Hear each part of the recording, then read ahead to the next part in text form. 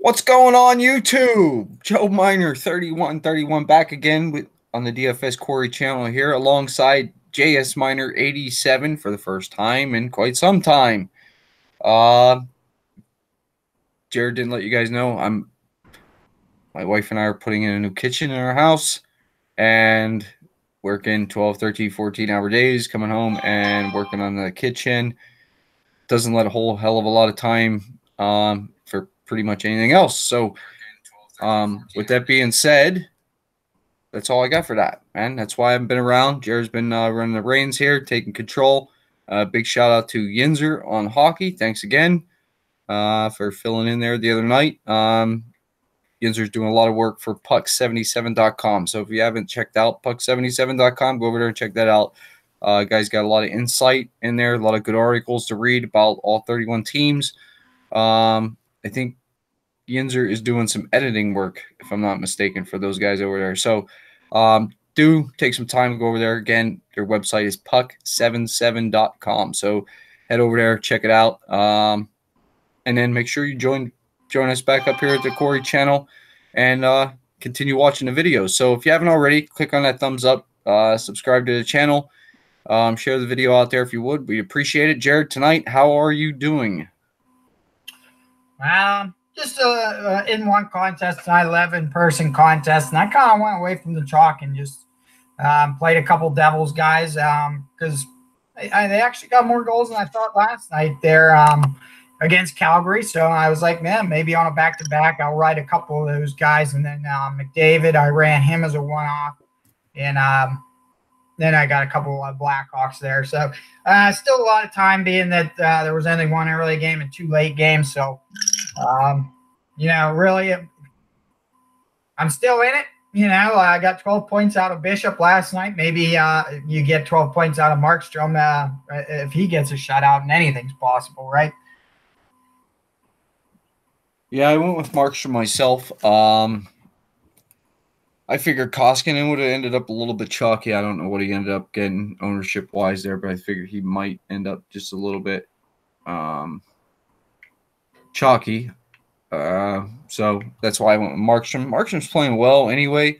The Rangers, they're slow moving. Another reason I went with them. I don't think they could, if they're going to score maybe one or two, they'll put up. I don't think they should put up any more than that. And Freddie Anderson got yanked already, so glad I didn't go that route. But whatever. We'll see what happens. I got guys left going. I'm okay so far. Hovering right around the cash line in all my contests I played anyway. So and like I said, I got minutes left, so I think I should be able to get up above that cash line. I don't think I got a chance to win any kind of GPP or anything like that, not unless something drastically goes like crazy and I get like 3 goals each out of freaking Draisaitl and McDavid, and I don't see that happening. So whatever, we'll see how it works. And if you ain't getting nothing else, we can jump right into it. Move on here. 10 games, man. You know what I mean? Well, we'll get right into it, but I did want to give a shout out, man. 20.5 points out of Johnny Gaudreau last night in DFS. I'm sure he broke a lot of hearts if you didn't have him in the lineup last night. It was a 40-point line, right? Yeah. I had that full top line was 40 points even. Man, I had him in the late slate, like I said. We were talking before we got on here, but that's how I had him. I kind of figured, if you watch that one of the other live shows on YouTube midday, they kind of pumped up that top line a little bit. I figured it would go chalk. It should have chased the chalk. And as far as the main slate went yesterday, I didn't chase the chalk. I went against the chalk. I had Kessel and Malkin. And I went with Bluger, which was a mistake. So, but Kessel and Malkin, they were okay. And then, I got bit with O'Reilly. I went with O'Reilly and Shen alongside. Can't remember. They had somebody else up there. Robert Thomas, maybe they had up there on that first line with him. But that was another mistake. I got jack shit out of them guys too. So. Whatever. All right. DFS, play again today. That's right. All right. like I said, 10 games we'll be looking at here. Thursday, March 14th, 2019 will be our game day slate. Slate begins at 7 p.m. Eastern. You guys all know that. And let's dive into it. First game up on the slate, we got the Pittsburgh Penguins heading into Buffalo, taking on the Sabres. Pens are going to be a minus 170 visiting favorite, over under 6.5 in this game. And we're looking like we should see Matt Murray here alongside, going up against. They got projected Carter Hutton. We'll have to pay attention to that. Buffalo's been bouncing back and forth between Hutton and Allmark, and it looks like Allmark should be their number one goalie here. So, Jared, I'll let you have at it.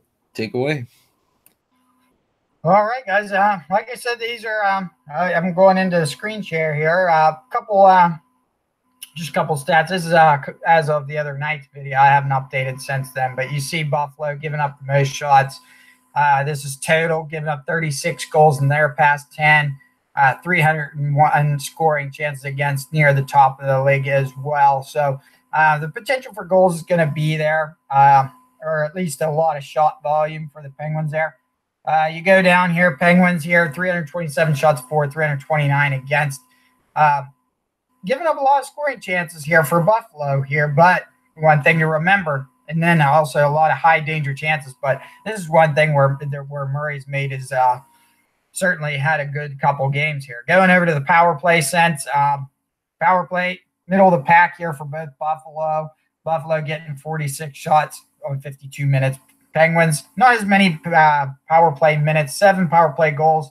Not generating a lot of scoring chances, but they do know that they did score on the power play the other night or last night against Washington. So perhaps they got it in line, but perhaps not.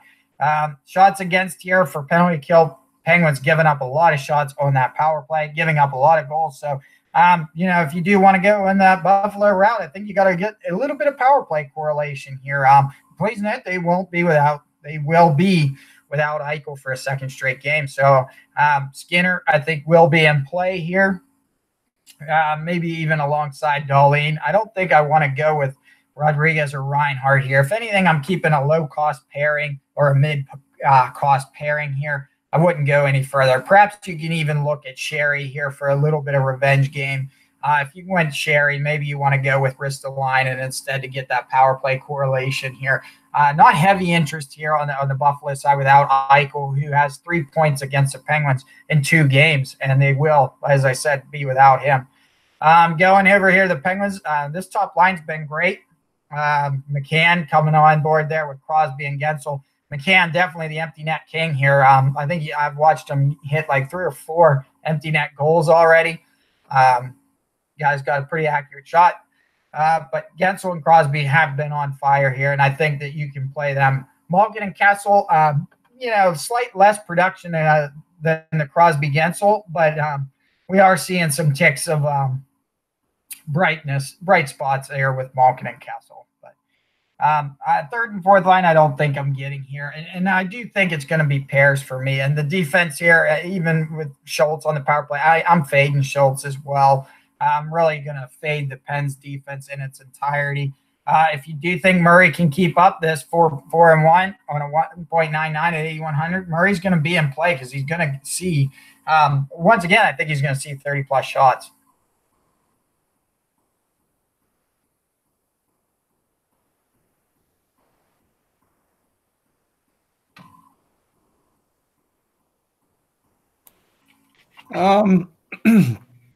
Well,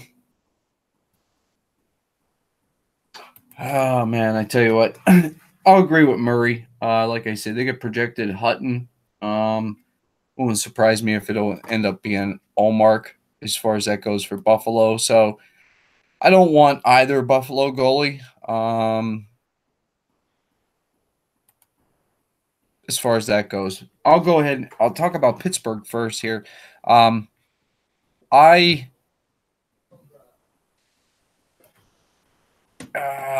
I think Pittsburgh has turned it around here. And I'll be honest, I like what they're doing with Jared McCann, putting him up there alongside Crosby and Gensel. I like that a lot, man. He's on the ice at the end of the game. lately here, so he's got that shot at the empty netter every night at the end of the game. And again, he's playing with Crosby and Gensel. I don't know if you guys know, man. Jake Gensel got his 35th goal of the year last night, man. Good for him. He's playing well. He's priced up. As is Crosby priced up. If you add in McCann, it makes that top line a little easier to handle price-wise. The Pens aren't a lock here tomorrow at all, but I do think that they're in play. So don't be afraid to go that direction. Evgeny Malkin, Phil Kessel off the second line. I would run them as a pairing.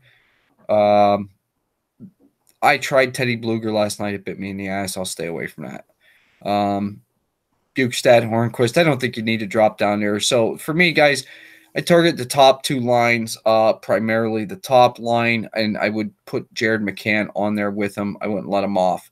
Defensively, I think it's just Justin Schultz here defensively at 4,800 for the Pens.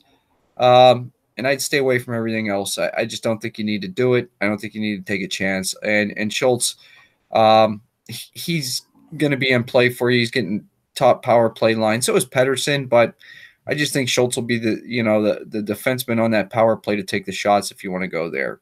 So maybe a Schultz, Gensel, Crosby pairing, something like that. You won't get the correlation with McCann, but I still like that. The Buffalo side of it, I'm not certain I want anything at all. It'd be one-offs, I think, if I want to do anything. So looking at the Buffalo side, really, Jeff Skinner is a one-off. Maybe Evan Rodriguez just as a GPP one-off off centering off that second line. I think Jared mentioned Connor Sheary. That would be okay. Alex Nylander's up at 2,800 if you wanted to take a shot there in a big GPP as well.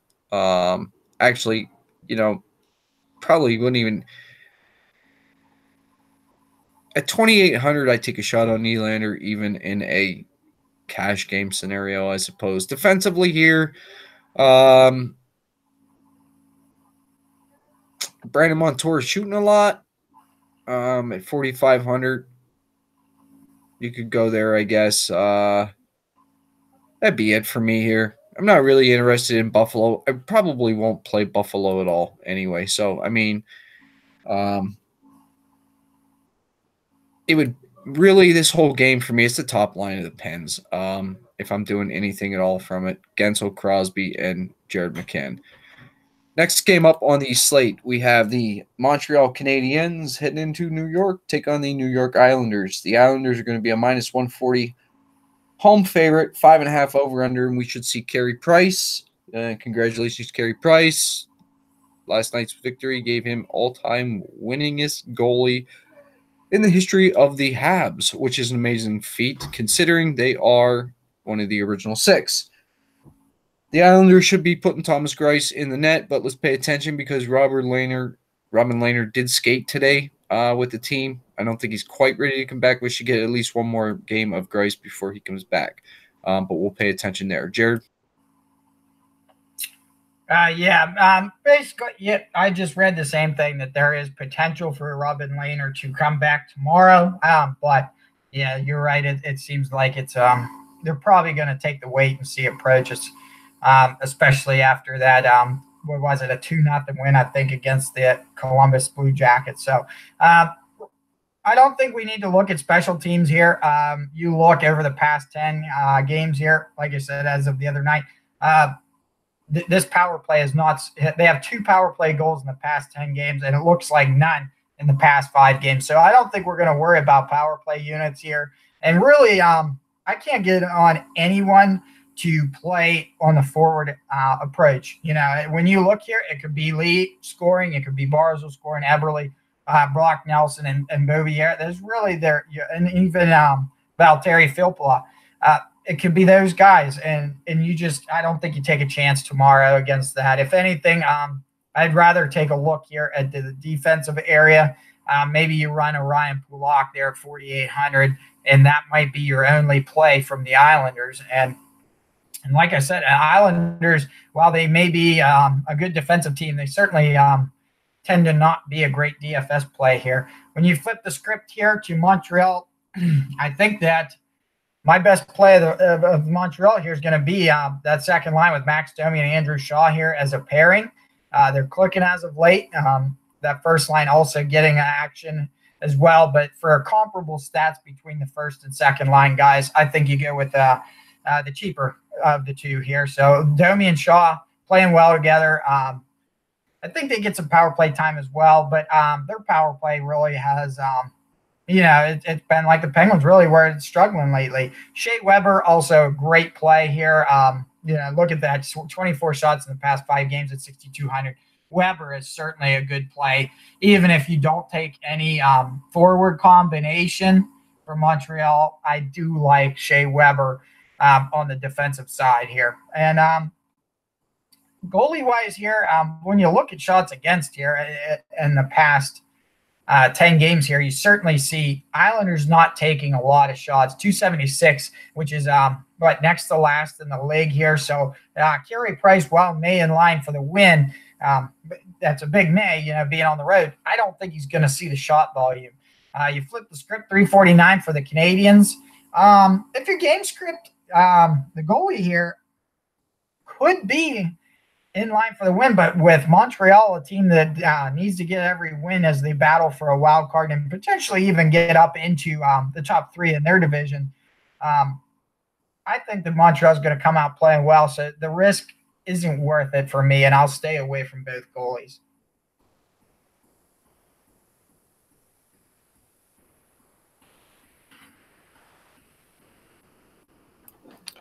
And I'll agree with you here. I don't want a goalie. Don't know how much interest I have in this game at all. But as far as, looking at Montreal here, I think it's Tatar and Gallagher. I'll run a pairing of that. I really don't play Philip Denault much at all. So it's Tatar, Gallagher. I do like Max Domi off the second line. That's where I'll stay. Those 3. It'd be Tatar, Gallagher, Domi.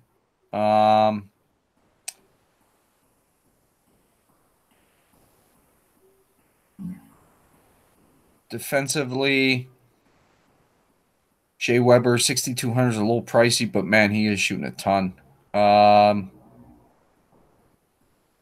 Just Shea Weber.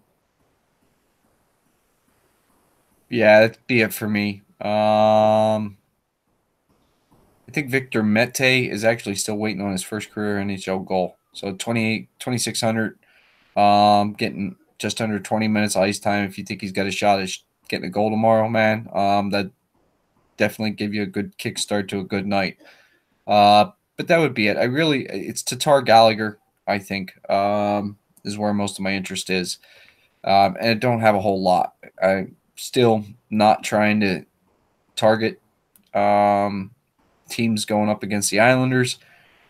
Barry Trotz has a good defensive system, and it does. You know what, man? And this is the truth. If we look back at what Barry Trotz in the Washington Capitals did last year, even when Grubauer was in the net, man, we all thought Grubauer was, the next up-and-coming star. Not all of us, but I know Jared and I talked about how we thought Grubauer really had a chance to step it up this year. And he's not the same type of goalie in Colorado that he was last year for Washington. So I'm thinking the defensive system that Barry Trotz runs does, in fact, help his goalies out drastically.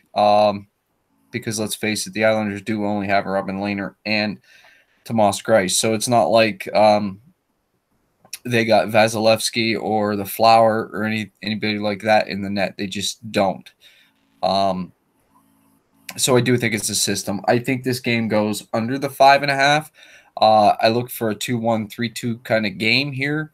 If you want to go to the Islanders, you can do that. I'll stay away. Anders Lee, you can take a shot there as a one-off. I would avoid Matt Barzell until he starts producing more than he has been. Valtteri Filppula off that third line, centering that up at 3,300. You take a shot there. Defensively, I don't see any must plays defensively here, but Pelech or Polak are okay plays.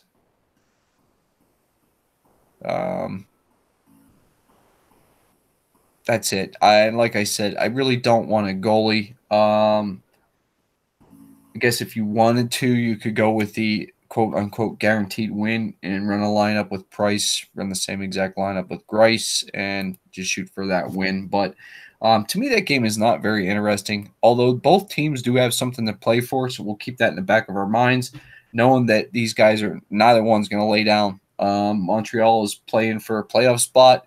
And the Islanders, I think they're all in. They're trying to win they want to win the Metro. So both teams here are going to give it their all. I just think it's going to be low scoring.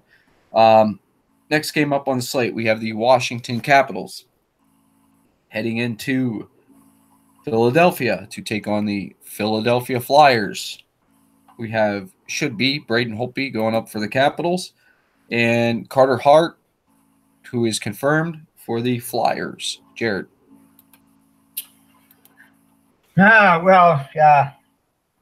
This game here definitely looks, from paper, seems like we could get some nice action here. Certainly, you look at the top two lines here for the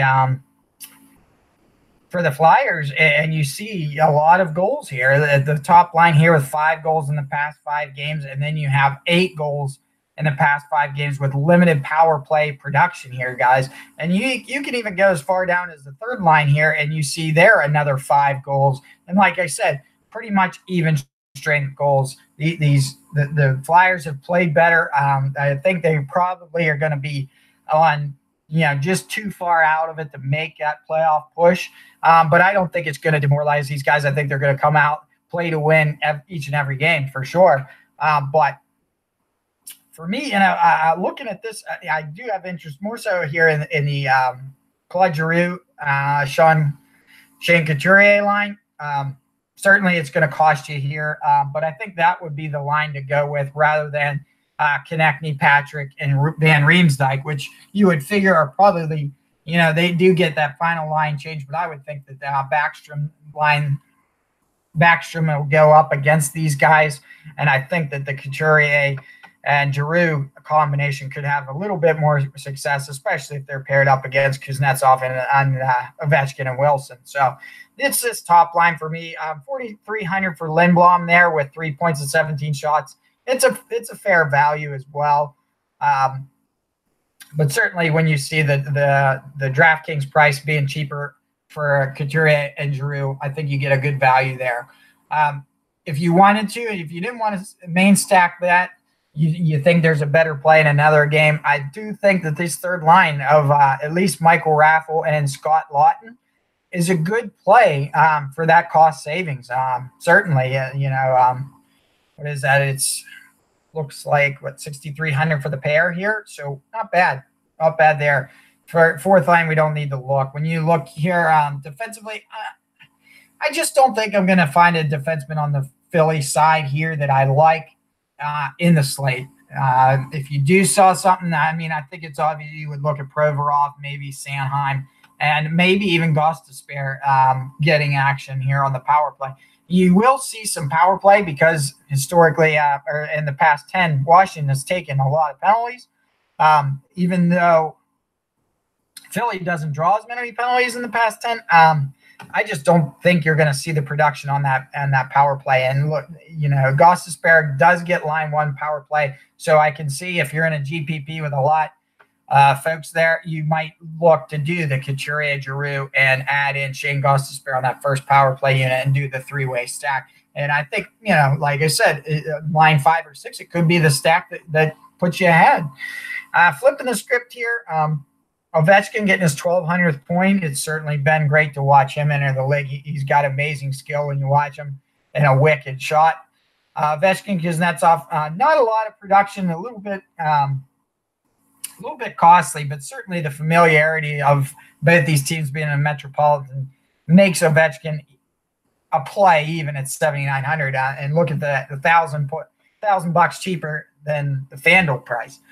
Backstrom, like I said, I think Backstrom line's going to be, and the Oshie line's going to be a little bit of a better play than the Philly second line. So I would probably target this second line if I'm looking at the Capitals here. And certainly I don't want to ignore this third line of Hagelin, Eller, and Connolly. Once again, a secondary stack. It'll cost you a little bit more because these guys get a little more ice time than the others, but I think it's still a good play.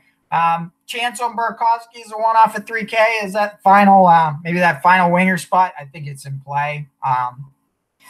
And defensively, Karlsson is the play here.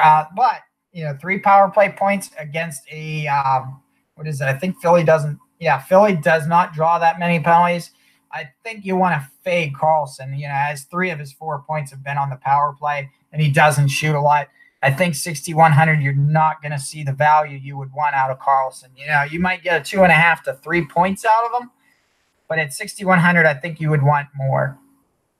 And goalie-wise, it's a rivalry game. With Philly not having Voracek, I think it's confirmed the commissioner upheld his suspension. So without Voracek, who has 3 points this year against the Flyers, I think that's going to really hinder their chances here. So Holtby is in play for me, and Carter Hart, I'm going to fade him. I think it's going to be a close game, but I think Washington's going to have enough to pull it off.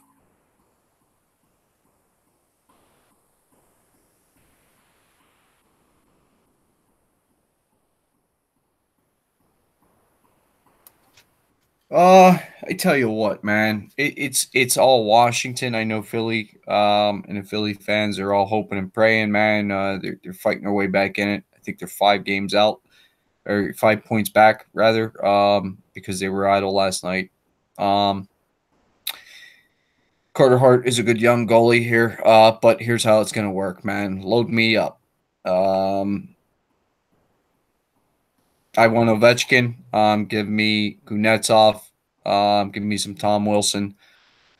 Even the second line of Verona, like you said, with Nicholas Backstrom and TJ Oshie, that's fine as well. Pens did a good job. A little bit of a video tribute to Carl Hagelin last night. Good for you guys in Pittsburgh. At 2,900, Hagelin's in play as well. I don't mind pairing them up with Eller and Conley. They're getting enough ice time to do some damage, but really it's Hagelin that I'm after off that third line. Defensively, Karlsson 6,100 is expensive, but why not? He scores. He does have assists. He's on that top power play unit. He's playing a ton of minutes. So don't be afraid to go to John Karlsson. It's not a bad idea. If you want another defenseman, you can go with Niskanen or Orlov. They're both on that second power play unit. But I think if you're going to target defenseman, go with Karlsson. Even if you wanted to pair him up with just Ovechkin and run Ovechkin and Karlsson in a lineup together, I wouldn't mind that as well. But I look for Washington to kind of put it on him here. It is a 6.5 over-under in this game. Washington's only a -130 favorite. Visiting favorite, but it's still not pushing me away from Washington. I'll be on Washington tomorrow for certain. Certainly have a lineup with those top guys in there. Flyers side of it, Jared, I agree with you. Voracek did get his suspension upheld, so he will not play here, and I think that's a problem. It'll push me off. We should have a Couturier with Giroux and Lindblom going up against that top line of Kuznetsov, Ovechkin, and Wilson.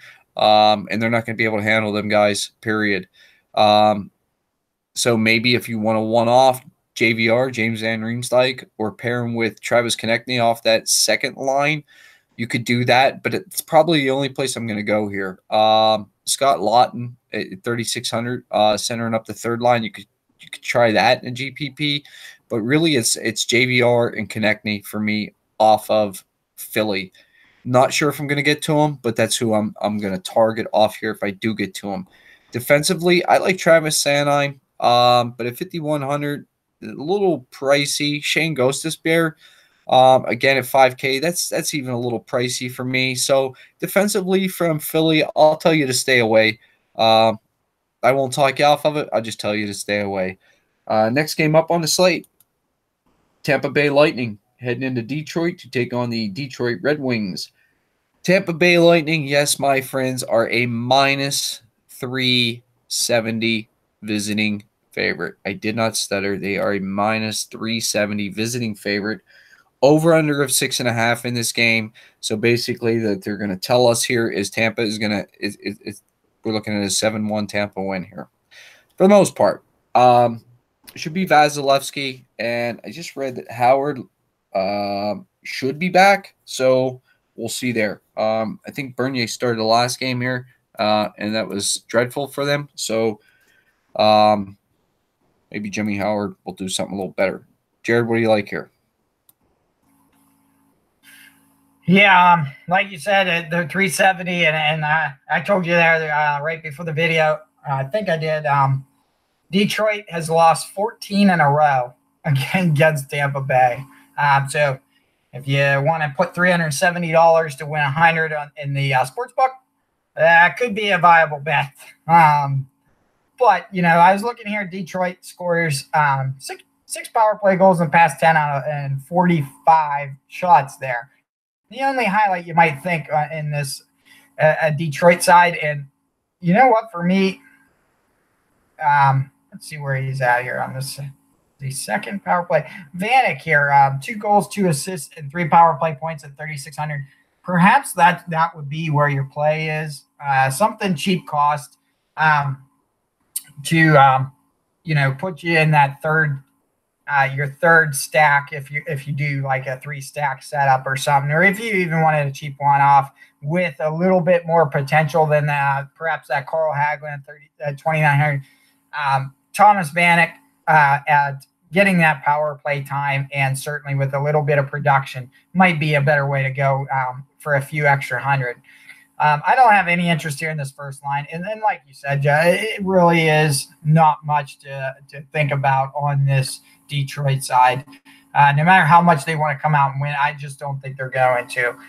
Flipping the script here, Stamkos at 7,400 and JT Miller here. I'd rather do a one-off of JT Miller on this one. This is going to be certainly chalk when you look at it. JT Miller, I think I've written it down. It is his birthday tomorrow, guys. JT Miller birthday. Potential for him to get at least a few extra shots on goal than his 5 that he has in the past 5. Maybe he gets a few extra blocks and a few extra shots to make 3,600 a fair price. Certainly, when you look this line here, this line 2's been the powerful one with 6 goals in the past 5 games. These guys up here, 2 goals. Stamkos, man, he's on it. Really went in 5-on-5. Stamkos is on an island.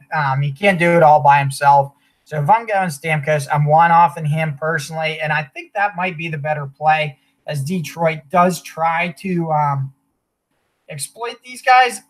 I don't think it's going to happen, though. Like Joe said, 7-1 is probably a better bet than expecting this to go a 2-1, 3-1 type game.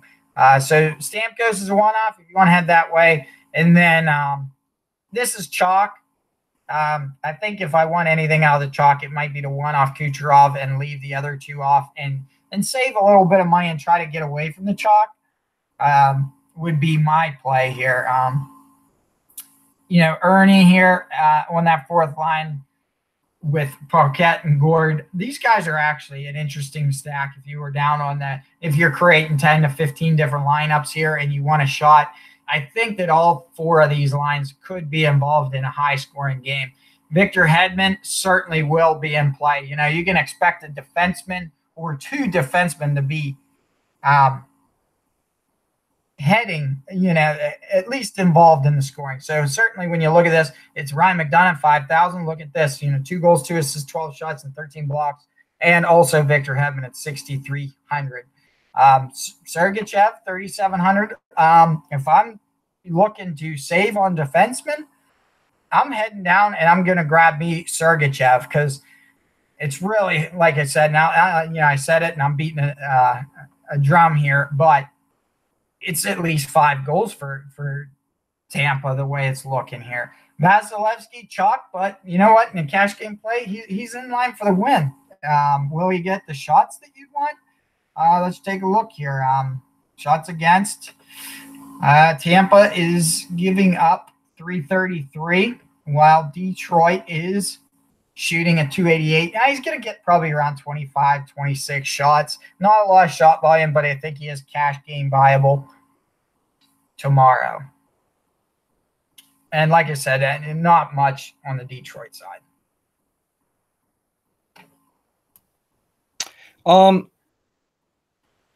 I'll talk about Detroit first. And now we'll move on. Tampa Bay. Yeah, guys, I'm not playing no Detroit. I can't recommend them, can't talk about them. They are in the race for use, I guess, number 1 overall draft pick. Detroit is just in a bad way right now, and we're not certain if Dylan Larkin's going to be back. So I'll avoid that. As far as Tampa Bay side goes here, although I think all the top 6 forwards are all viable, I won't play Steven Stamkos here. I like Stamkos at home, not on the road. So that is my only reason. Take that for what it's worth. However, I do agree with Jared that this second line here, or the true first line of the Tampa Bay Lightning, Tyler Johnson, Braden Point, and Nikita Kucherov, will be absolute chalk. So with that being said, here's how I want to run it. I want to go Point Kucherov with Victor Hedman. I'll let Tyler Johnson off and throw in Victor Hedman at 6,300, and I'll run it like that. They correlate on a power play. Victor Hedman is being their top defenseman. They'll correlate on even strength as well. So I like those 3 with the correlation all the way around. So Point, Kucherov, and Hedman for me. If you want a one-off, cheap centerman, Anthony Cirelli at 3,900 is a fine play as well. Look at that. What a shame. Yanni Gore's all the way down, winging up that 4th line now. It's sad. Defensively also, Ryan McDonough at 5K. You could do that. I don't think that's too bad of a play. He is on the second? No, he's not. He does not get power play time. So I may not run McDonough. It's really Hedman, Point. It is. It's Hedman, Point, and Kucherov for me. Definitely, that's what I want. And like I said, nothing on the Detroit side for me. So we'll go ahead. We'll move on. Next game up on the slate, St. Louis Blues and into Ottawa to take on the Ottawa Senators. The Blues are going to be a -245 visiting favorite. 5.5 over-under in this game. I would imagine they'll go back to Jordan Bennington. And we'll have Bennington and Craig Anderson in this one. Jared, what do you like here, man? I can't believe St. Louis is a -245 visiting favorite. I understand Ottawa's the way they are, but St. Louis did just lose in their own barn against Arizona. Well, it's all St. Louis for me, just because I've read, which I would assume it's putting them out. Thomas Chabot, broken toe. He might have been their only glimmer of hope out of that team. Maybe you look at Brady Tkachuk on that first line here, but really I'm fading this team completely. Historically, historic as in the past 2 seasons, this Ottawa team didn't score that much against them, and that would have been with Dzingel, Duchesne as well. So for me, it really is looking at maybe you want off Ryan O'Reilly here and leave off Shen because, Ryan O'Reilly and the Shen pair bit you, maybe you expect a bite again tomorrow, but just go with a one-off. I think this is the game where you look for that one-off here. Ryan O'Reilly on his own, a good play. But to say that even if you want off Braden Shen, it could be as well. But certainly we know that Ryan O'Reilly without Tarasenko here, it's almost like the Ryan O'Reilly and Tarasenko is similar to, and might be me off base, but the Jeff Skinner and Jack Eichel, where tomorrow, if Buffalo wants to win, really Jeff Skinner's got to put the game on his back. So Ryan O'Reilly tomorrow will need to put the game on his back. And I think he will do that against an Ottawa team that we certainly see kind of plugging in some minor league guys here and there, bringing up some younger guys, and pretty much looking to next season, which I have no problem with. Why not? If you're not going anywhere, at least get your younger guys some exposure to what the league's about. Defensively here, Pietrangelo, I don't mind if you do that. Certainly I'd have a pairing of O'Reilly and Pietrangelo on that first power play unit, getting some, multiple points in the past 5 games. I don't mind that, guys, and I think that's a good play. And like you said, let's go quick here. Look, St. Louis Blues, guys, 9 power play goals in the past 10, 52 shots. You're going to get shot volume, guys. You're going to get some power play time as they draw a lot of penalties. You go over here, penalty kill. Let's take a quick look before. I don't want to spend too much time because I think we all know which way we're heading. But Ottawa here, it says they've only given up 2 goals against on the penalty kill here. But I don't think they're going to compete with the potency here. So I don't think you'll be disappointed if you do an O'Reilly Pietrangelo stack. I look for, like Joe said, 1 goal the other night. I look for them to rebound, kind of get like a 3 to 4 goals tomorrow night. Binnington or Allen, I'm not sure which one you said. Either one of these guys, expensive. I think we can find some more goalies that are a few hundred cheaper and in line for the win. So I don't think we need to go here because I don't think they're going to see some shots. But certainly if you want to play an expensive goalie with cash game viable and you have the funds, the St. Louis goalie is in line for maybe between 6 and 7 points tomorrow. But, I don't see much more than that. If they get the shutout, yeah, it'll be a 9-point night. But somehow I think Ottawa squeaks a goal.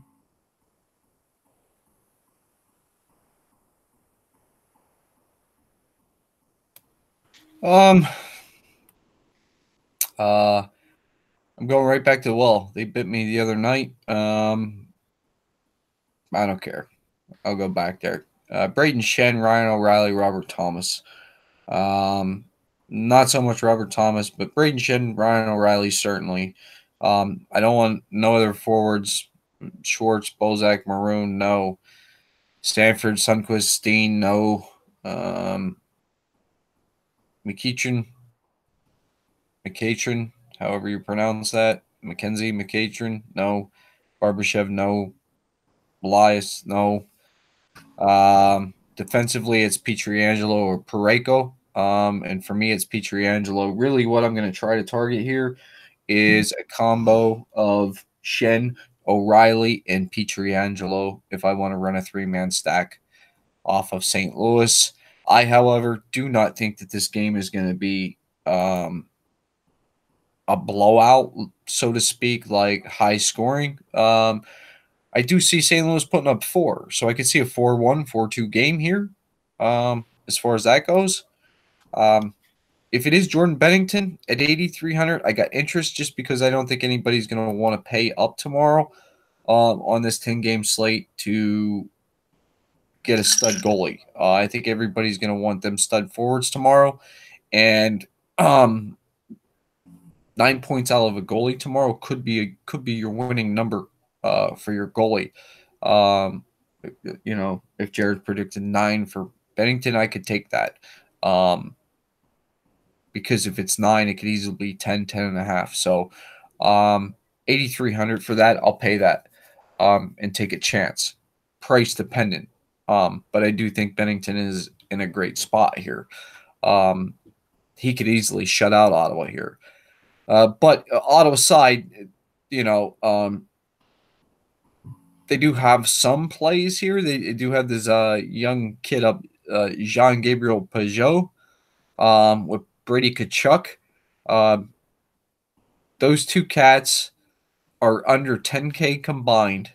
Past 5 games, they have combined 4 goals, 3 assists, 30 shots, 7 blocks. Not a bad idea. We'll probably go low owned.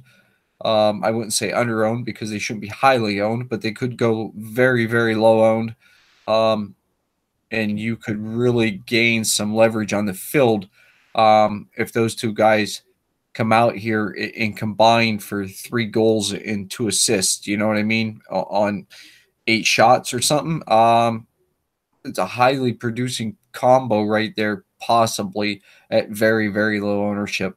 And that's it. That's all target here from Ottawa. And Jared did mention, about Thomas Chabot. He looks like he will be out. I think a possibility of coming back for the last 2 games of the year.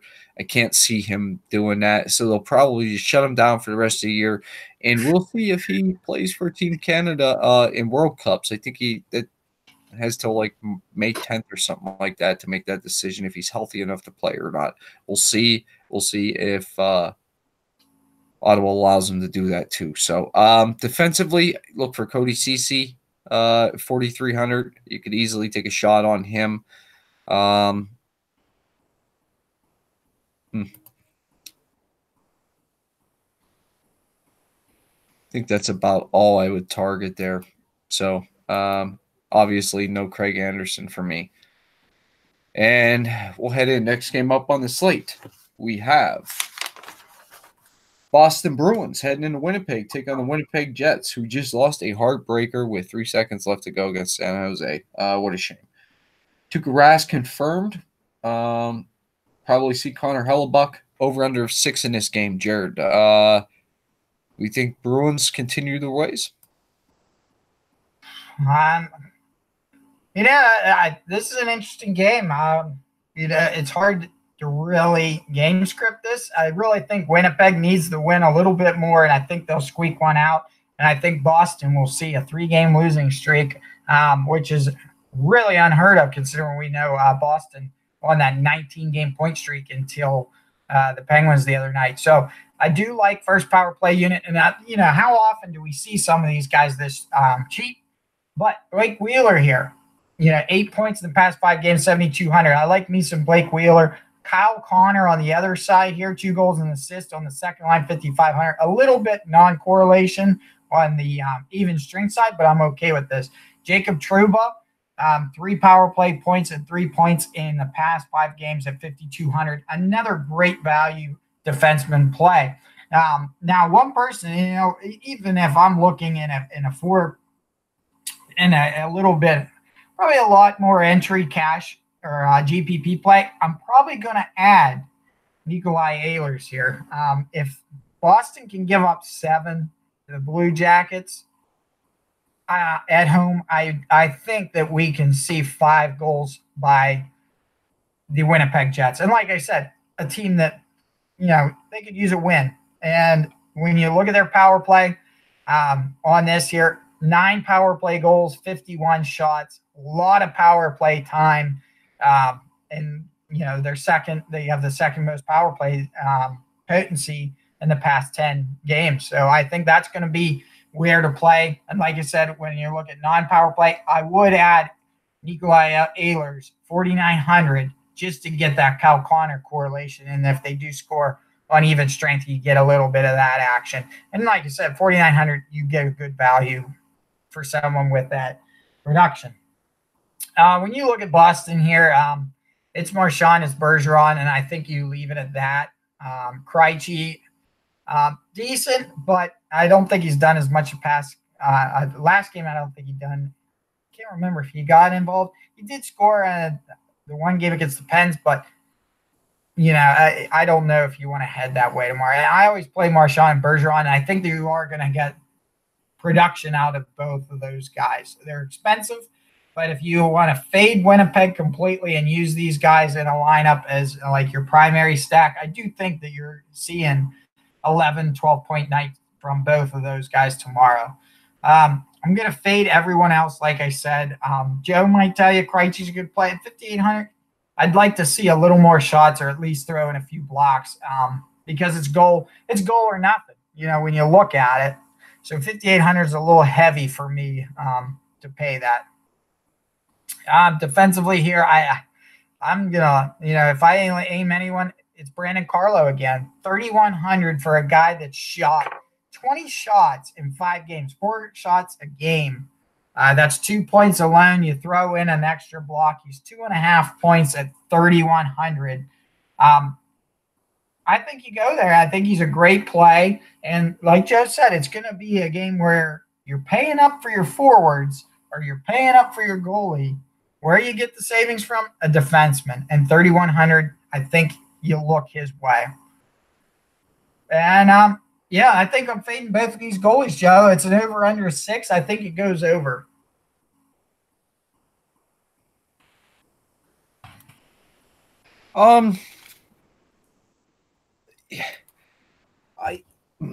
I just don't know. I want to think it goes over. I really want to target this game.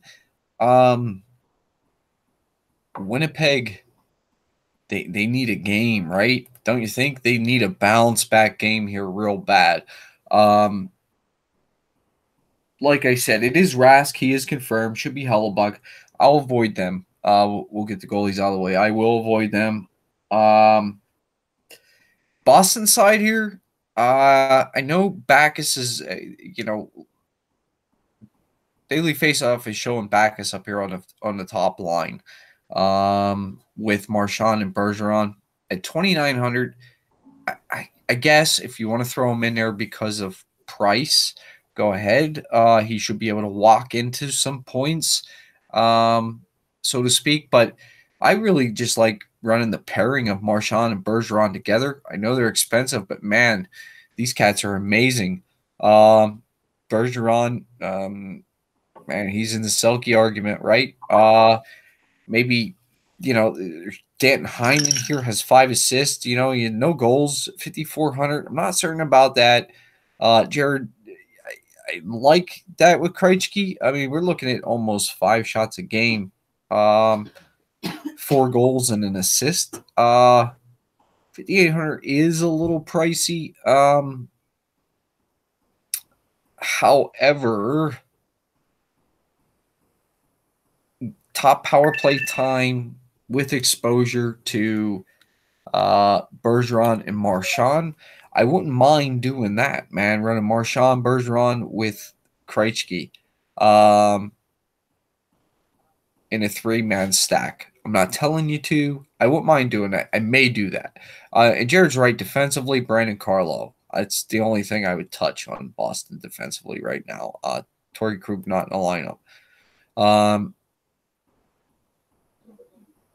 As far as Winnipeg side, like I said, I want to see these guys bust out here, man. I don't know what happened to the Central Division here over here in the West. Nashville's not playing well. Winnipeg not playing well. I mean, the only one team out of the Central right now winning consistently, man, I hate to say this, is Dallas. I mean, they're not winning big and they're not knocking down doors, but they got a goalie that's just standing on his head, and we'll get to him. For all those who played Koskinen tonight, update, just gave up his 3rd goal. Oh, my damn computer. Could swear I clicked on Winnipeg, man, and opened up Washington. Hold on 1 second. Apologize. Damian Severson scores a power play goal. Man, glad I didn't play Koskinen. Winnipeg side here, Jared, I'm with you. I like Wheeler. I'm pretty certain you mentioned Wheeler. I like Wheeler off that top line, but I hate to say this. It's it, man. Line 8 is broken. I don't know what is wrong with this cat, man. This is his year. He's playing to get paid. He's broken. Shifley, he's took a dip down. I think they need to put line 8 back down in the second line, bring Cal Connor back up on that first line, and that'll make that top line elite again. But until they do that, the top line is not elite. So if you want to go Connor, Hayes, and Nikolai Ehlers, that's where I want to go here. That's what I'm probably going to do. Connor, 5,500. Hayes, 4,800. Nikolai Ehlers, 4,900. That's not even your primary line, man. That's a secondary line stack pricing right there, and you are going to get some action out of these guys right here, man. So that's where I want to go. Connor, Hayes, and Ehlers. And like I said, if I'm running just a one-off, Blake Wheeler would be my guy. Defensively, Jacob Trouba, 5,200. I think that's the only thing I want as far as that goes. I don't want nothing else defensively. And we already talked about the goalies here. I don't want to go any goalies at all out of this game. We'll move on. Dallas Stars coming off a big win, heading into Minnesota, take on the Minnesota Wild. Wild are minus 115, home favorite here. Over under a 5 in this game. So Vegas looking at low scoring. We got Big Ben Bishop for Dallas confirmed, and we should see Devin Dubnyk. Jared, I draw interest in goalie here. Yeah, certainly the interest is goalie, and I think that might be the only place you go. Rupi Hintz at 4,100. I looked at him the other day. I was shooting myself in the foot because I didn't play him. Looked at him, and I'm like, maybe. And then I faded off him, and he got his first multi-goal game of his career on that first line. Maybe you follow foot and use him and say maybe he runs that streak, getting that time and makes the best of the time. I think that's pretty much the only interest I want to go to. I know they got Ben, Radulov, and Sagan, certainly a potent and certainly have been better recently, but both these teams are defensive teams, guys. And Klingberg, 5,800, is playing well, back to himself. But as Joe said, he was mentioning it, 3 shutouts in a row for Ben Bishop. I think it's 209 straight minutes without a goal. But let's look at these guys. This is the like I said a couple games ago, goals against. Dallas Stars, 18. Let's go down to the Minnesota team. Goals against, 17. And then, 23 goals for each of them in the past 10 games. This is not going to be high scoring. Definitely take the under in this game. I don't see any way that it's going to be more than a 3-1 game, which might be the empty netter at the end. Really 1-0, 2-1, or 3-1 is really, really where I'm looking. I don't think. Let me just see here. Shots wise here. Yeah, like Ben Bishop's on his head, 315 shots against. While Minnesota doesn't take a lot of shots, I still could see a 28, 29 save, even into the 30s for Ben Bishop. I think a guy like him playing as hot as he is with a defense that is solid in front, I think you go back to the well here. And at 7,800 with Ben Bishop, sure, it's a more risky play, but I like him better than Binnington. Or if St. Louis does go with Jared Allen, I still think Ben Bishop is a better play, even though, like you said, more risk.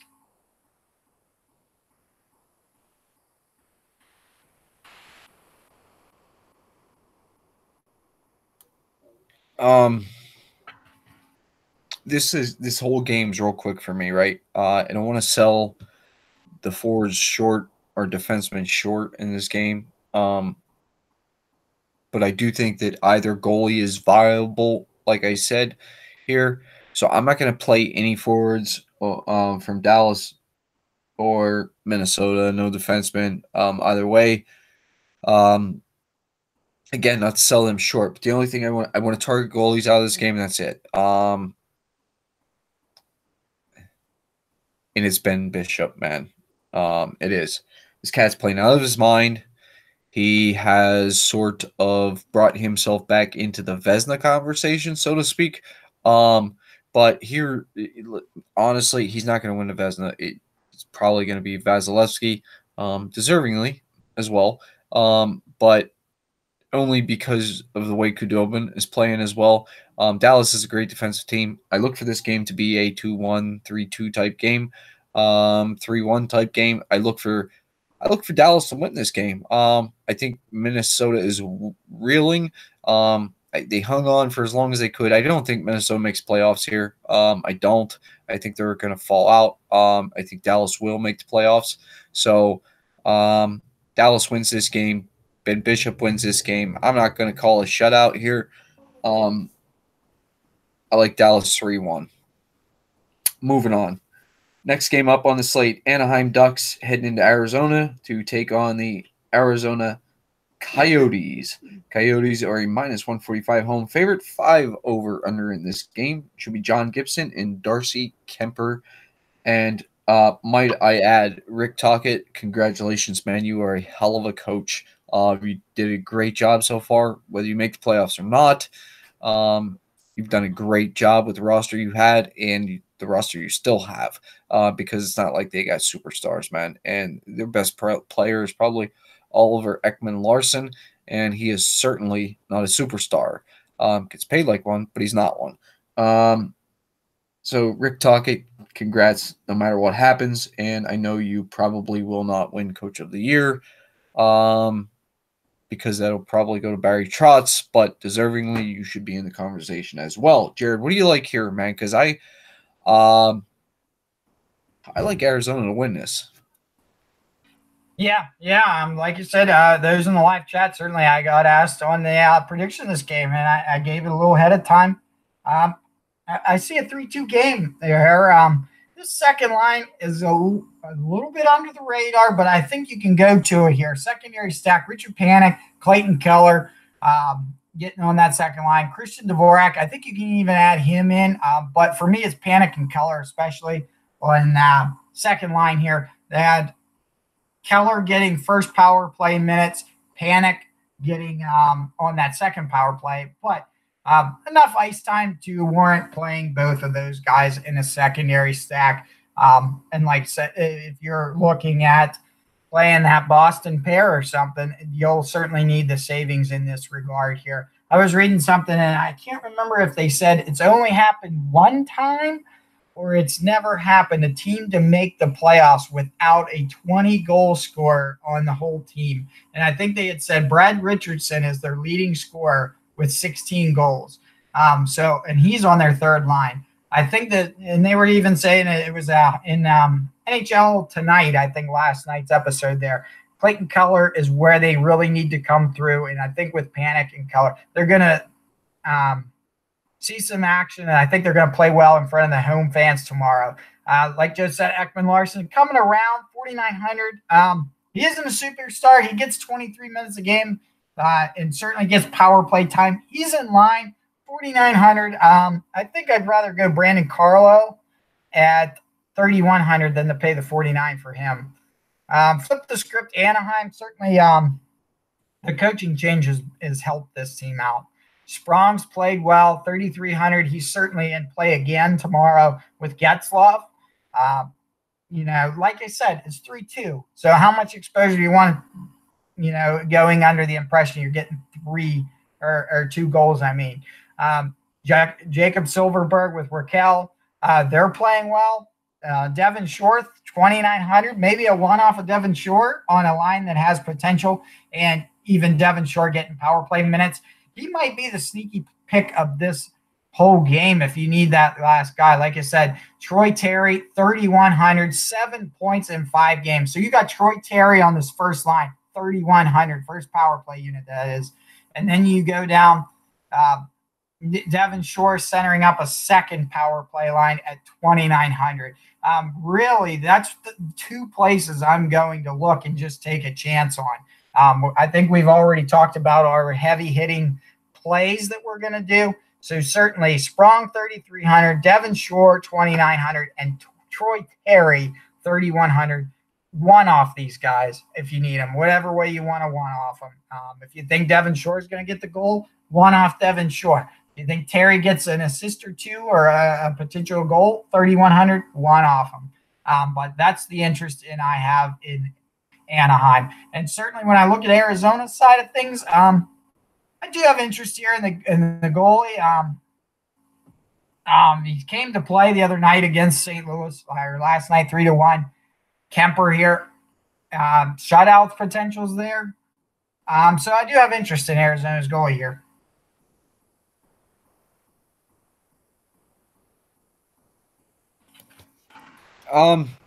This game's the same way as the last game for me again. And only because, again, I think it's going to stay, a 2-1, 3-2 kind of game. So I can't see one line exploding for the kind of goals I need. If I'm going to target any side of the game offensively, it will be the Arizona side. And here's why. I just want to explain why I got so much interest in Darcy Kuemper here, man. Arizona, right? At home, past 10 games, giving up 1.8 goals per game. Over the last 10 games at home, 1.8 goals per game they're giving up, right? Overall, last 10 games, Arizona is giving up 2.2 goals a game. I know that Chicago busted out for 7 the other night. That's the fluke. Chicago busted out tonight again against Toronto, so for 5 goals. So it doesn't matter. Now, if you look at Anaheim, right? Overall, they're only scoring 2.7 goals a game in the last 10 games. And on the road, Anaheim is only scoring 1.6 goals per game. Darcy Kuemper is in play, guys. Absolutely, hands down, Darcy Kuemper is absolutely hands down in play. I love him here in this spot tomorrow. Let's see. They should see, he should see 30 shots, man. 32 shots I'm predicting here. Even if Kuemper gives up 1 goal, man, Kemper's my goalie. What more can I say, Jared? That's where I want to go. Like I said, I don't want to know. I'm not even talking about it, really. Congratulations, Daniel Sprong, 12 goals. Pittsburgh fans did think you were going to do something at one time. I'm glad to see you moved on, and I truly am. Good for you. You were never going to make it as a Pen. Arizona side here, offensively, to go along with my Darcy Kuemper, because I want some Arizona exposure to go along with him. We're doing it for price savings for the most part. And I'm with Jared here. Richard Panik, Christian Dvorak, and Clayton Keller, the second line from Arizona. Hook it up with them guys along with Darcy Kuemper. And I think you get yourself a real good stack there, 4-man stack. If you want to go Michael Grabner with Richardson and my cousin Vinny Hinestroza, that's not bad either, because I don't think that third line will quite draw the ownership at all. But all truth be told, these guys are in line for a shorthanded goal anytime they step on the ice. Brad Richardson himself is in line for a shorthanded goal anytime he steps on the ice. Like I said, Oliver Ekman-Larsson is their best player all the way around. At 4,900, man, don't be afraid to throw him in. He gets power play time with them guys, with Dvorak and Keller and my cousin Vinny. So go ahead, throw him in there. Guys, I like Arizona here tomorrow. Like I said, let's go 3-1 on the score. Darcy Kuemper, great spot. Move on. Nashville Predators heading into Los Angeles, take on the Los Angeles Kings. Nashville's a -185 visiting favorite. Over under 5 in this game. We should see Pekka Rinne and Jonathan Quick. Jared, I don't have any kind of interest at all in this game. What do you got here? Well, when I look at it, I go with Adrian Kempe anytime I need like a cheap play, 2,800, hope he scores for me, or I go maybe look at Dustin Brown at 4,800, but I can't draw much interest here in this actually the whole game. You know, Drew Doughty here at 4,700. Maybe he's your best play. 5 assists, so that's 2 points there. 2 shots a game, so we got 2. There's 3, and the blocks 4. So that's an average of 4 points a game for Doughty over the past 5 at 4,700. Doughty might be your best play from the Kings side of things. I don't have any interest here in the goalie side. Looking at Nashville, I do think they've won 5 in a row, but, you know, Joe, call me crazy. You know, I always try to say there's 10 games. How many upsets do we think happen in 10 games, and where do they come from? And, you know, sneaky enough, I think somehow LA could win this game. I'm not saying they will. It is a 185, but I'm looking in here, you know, where do I see the upsets? And I think this could be one. Either way, if it doesn't happen, I look for perhaps Nashville to win a 2-1 game or something. They're just not scoring here, and I just don't see how you can have interest here. 6,600 Forsberg, he's been their best player in a while. Arvidsson, they got on that second line, and since he's on that second line, look at how much his price has dropped. His price has went from, what, 7,200, now he's down to 6,200. His production actually reflects that of a 6,200 player here. I went with Brian Boyle the other night. I really needed him to pull through for my line here, and he didn't pull through. So maybe he'll pull through tomorrow, guys. Maybe play Brian Boyle tomorrow on the road. That'd be a play. And defensively here, I just don't think I'm paying up for these guys here on this one. So that's where I'm at. If I had to be honest, I'm giving you, you know, and that's what I do, give honest feedback of how I'm going to play. I'm probably fading this game completely in the main slate.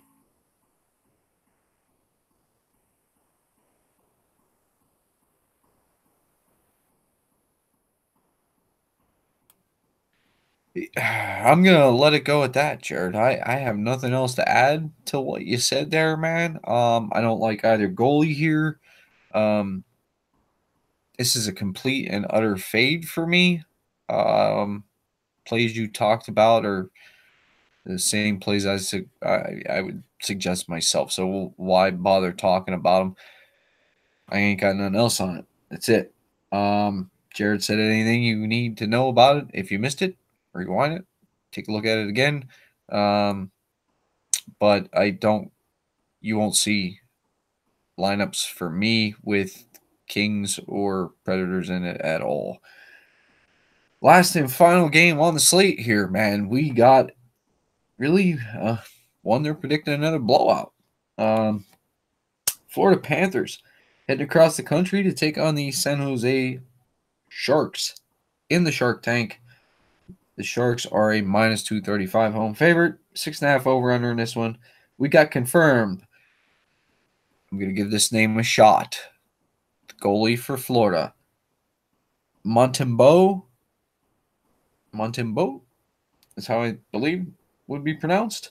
And we should see Martin Jones.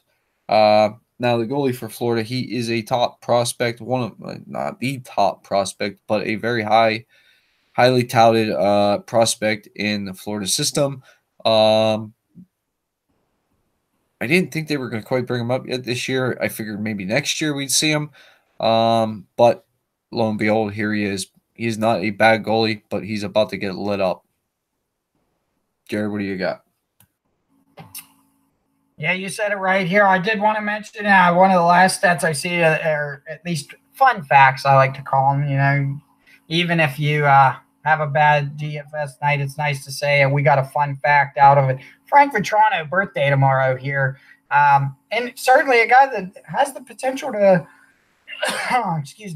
get on the offensive side. So a goal and assist, 19 shots, 7 blocks at 4,700, and a birthday tomorrow. Maybe you want off Vetrano here.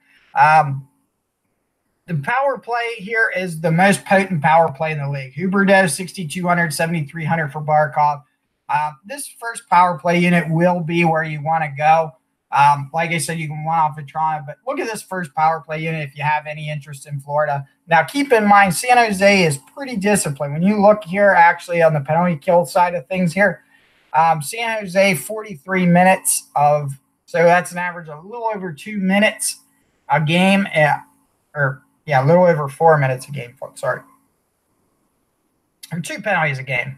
So it's about 2 penalties a game here for San Jose in the past 10 games. But you see here, 11 goals in the past 10 games and 48 shots for the Florida power play. So, and you know what? Barkov and Barkov, Huberdeau, these guys aren't overpriced by any means. Certainly, Huberdeau at 6,200 is a steal. So if you one off Huberdeau and maybe one off Vetrano, weirdly enough, there's no correlation there, but maybe it's a stack where both those guys get a goal. I would only do that in the GPP because GPP you tend to look for more one-off plays and maybe don't look for stacks as much, and you can win something. That could be the play to look for. But Joe said, and he said it right, it's going to be really a beating that this guy's going to take, I think. So Timo Meyer here, Logan Couture, that first line's great. But you know what? Why not go with the hottest third line in the league right now in Joe Thornton, Marcus Sorensen, and Kevin LeBlanc? This line has been insanely good. And, I think this coach is even playing them a lot more as a third line pair because they're playing so well. Joe, correct me if I'm wrong. I think it was Thornton that got the goal with 3 seconds left. Or was it Pavelski? It was, little Joe Pavelski. Go ahead. But yeah, but Joe Thornton certainly has been an instrumental figure since being on this third line with Sorensen and LeBlanc. And to be honest, I think that might be the better play here. If I want to look right now, the way I'm kind of seeing things here, for some reason, I think Winnipeg still gets 4 goals against Boston. So I'm going to spend up a little bit on Winnipeg, and I wouldn't doubt myself looking at a pair, if not all 3 of these guys on the third line. Because, 5 goals in 5 games with a total of what? There's 5, 10, 14 points in this line in 5 games. I'm okay to take a look there, especially in a cash game play where there's only 20 to 40 people in it. I think that's a good cash play option here. Don't let that be. Really, let's pick your poison here. Hurdle and Nyquist on the second line. Nyquist got a little bit of action the other night. Still, I think he's still trying to find a little bit of chemistry there with Tomas Hurdle, but I'm okay to look that way as well. And 6,300, 5,100 is a nice price for a pair there. And believe me, I think I'm going to play the San Jose team a couple different ways tomorrow. And it's been a slate where I think I'm going to have to play 5 to 7 different lineups. And usually I don't like doing that because I crash and burn on a couple, but that's just really the way it is. You're taking chances on that one big one that might hit. And Burns, I think he is going to be in play tomorrow, even at 6,800. Certainly the past 5, he hasn't played like a 6,800 player, but tomorrow I could see him getting a goal and assist and having that 5 to 7 point line tomorrow. And no goalie interest, I don't believe, for me. Even if it's Jones, I see he's got a shutout. I don't see the shutout happening. So no Jones for me. I don't want no goalie here either. I think this cat from the Panthers here is about to get let up. I really do. I think San Jose is going to stomp them. But with that being said, Florida, only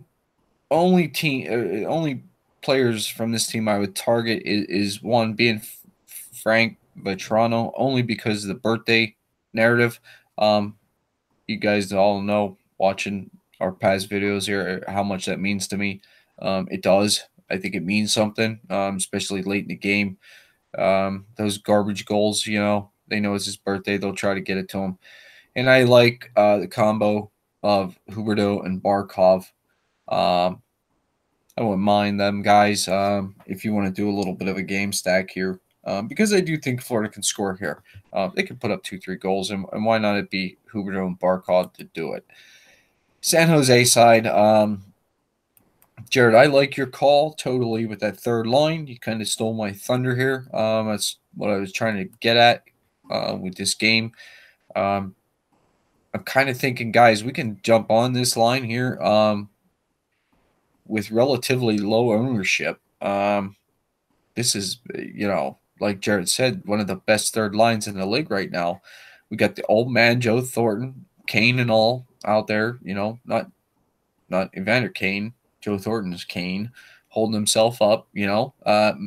I like their nickname they're giving Marcus Sorensen. I seen on Twitter the other day, Marcus Scorensen.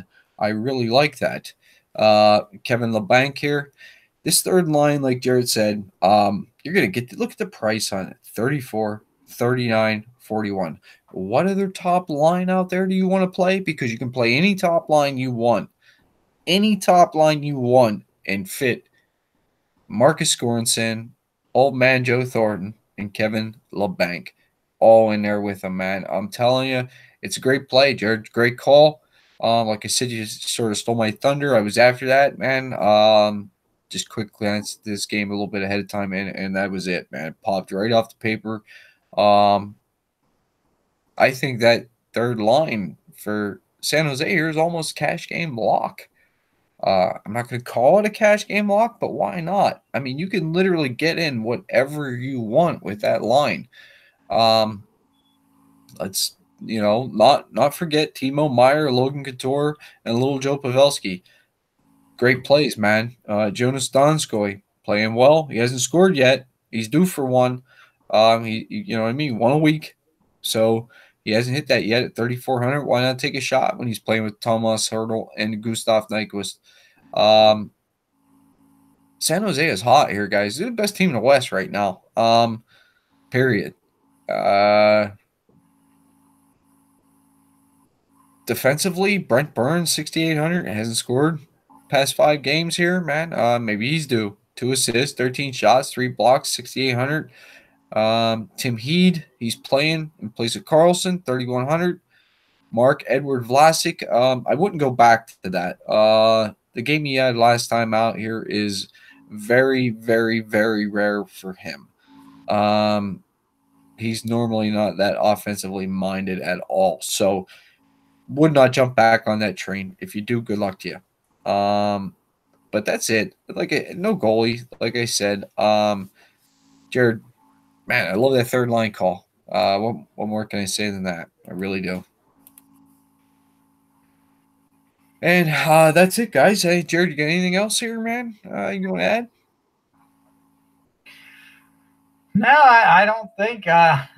Certainly we've done a lot in this segment. It's been a longer video, but like I said, coming off a slate that we weren't too excited about today, I think it's going to be nice. And what was I reading? I was watching a video there, and I think they were saying about how NBA seasons were more spread out with games 7 and 7, watching about betting and stuff. And I'm like, I just hope the NHL can get into that next year of doing like 6 games, 6 games, 6 games, 7 games, something like that, than to do this 3 games, 10 games BS.